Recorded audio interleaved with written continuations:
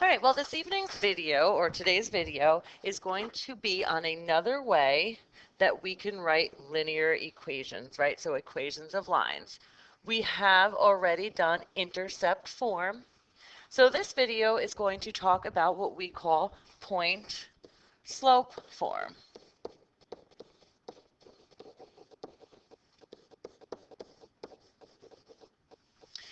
So the point slope formula is as follows.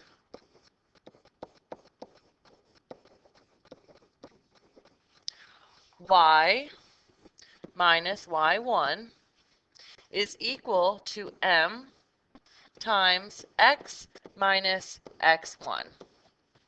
All right, and you're going to get these things, x1, y1 is going to be from an ordered pair.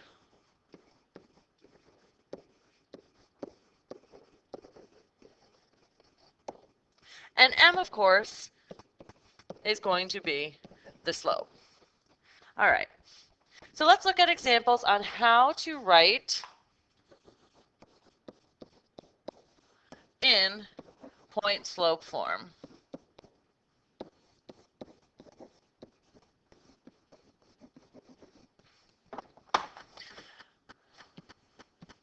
So for my first example, I am given the point 2, -1, and m is equal to 3. So we're literally going to plug these values into our formula.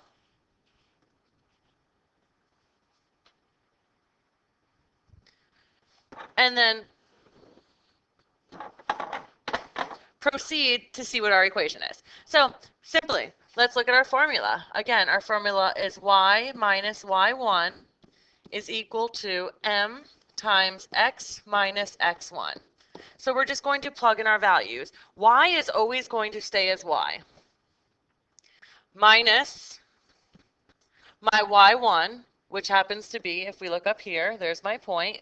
So it's minus a minus 1, is equal to, the slope is 3, and x we leave as x, and that's going to be minus 2. So now all we literally need to do is simplify this.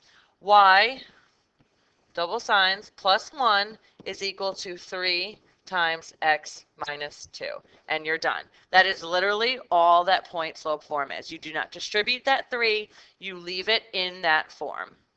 I will tell you that this is not commonly used.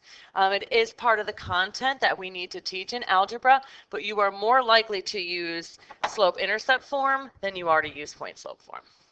All right, let's look at another example. So now we're given the point -2, -9, and a slope of 4.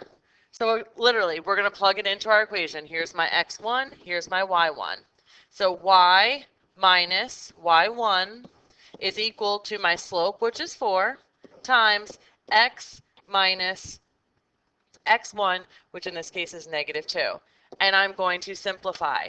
Double signs here, double signs here. So y plus 9 is equal to 4 times x plus 2. Again, you're not distributing the 4, you're not solving for anything, you're leaving it in that form. Let's look at another example, a couple different scenarios that we might run into. My third example, I have points 5, 12, and 6, -2. So this is very similar to if we had this situation when we were using slope-intercept form, where we have to find the slope first. So I'm going to find slope first. My slope is equal to -2 minus 12 over 6 minus 5. This leaves me with a -14 over 1, which is a slope of -14. So now I have my slope, and I'm going to literally pick one of the ordered pairs. Again, does not matter which one it is. I'll do both for you. So my first option, if I was working with 5 and 12, this first point right here, I would plug it in. Y minus y1, which is 12, is equal to my slope, which I just found to be negative 14, times x minus x1. Do not have to simplify, do not have to do anything. That's right there in point slope form. And that's why they call it point slope form. You need a point and a slope.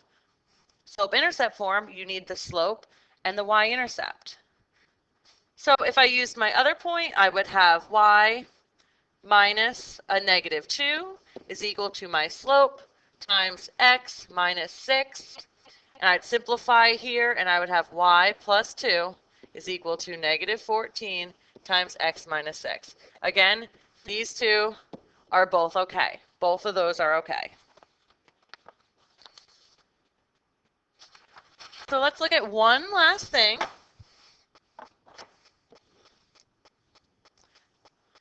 I want to see or show you how to then rewrite the equation in intercept form.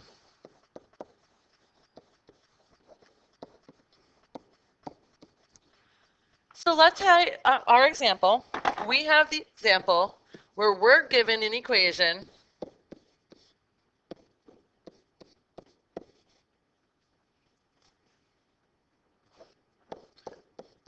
and this equation is written for us in slope or point slope. I'm sorry, you go back and forth between the two.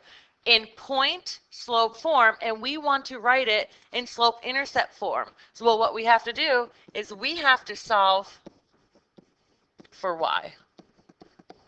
So let's do that.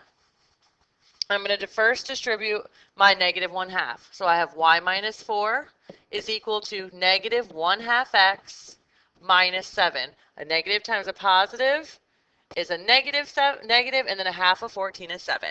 Now I'm just going to move over my 4.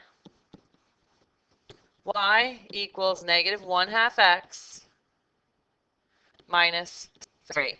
And there it is. Now you have written the equation in both started out up here in slope, point slope, and ended up in slope intercept. All right.